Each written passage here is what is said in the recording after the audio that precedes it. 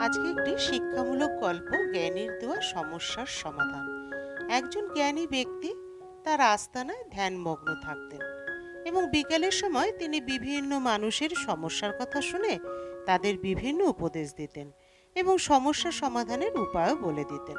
কিছু লোক সমাধান জানার পরও প্রায় একই সমস্যা নিয়ে তার কাছে বারংবার আসতে শুরু করলো, এসে কান্নাকাটি করত।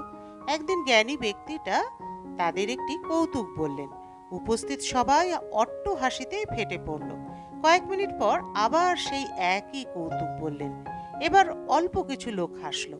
যখন তিনি একটু পর তৃতীয়বারও একই কৌতুক বললেন, কেউই হাসলো না। তখন তিনি বললেন, তোমরা একই কৌতুকে বারবার হাসতে পারো না, তবে একই সমস্যায় বারবার কেন কাঁদো? গল্পের অনুপ্রেরণামূলক শিক্ষা যে দুশ্চিন্তা, হায় হুতাশ করা শুধুমাত্র শক্তি এবং সময় অপচয়। এটি কখনো সমস্যার সমাধান করতে পারে না।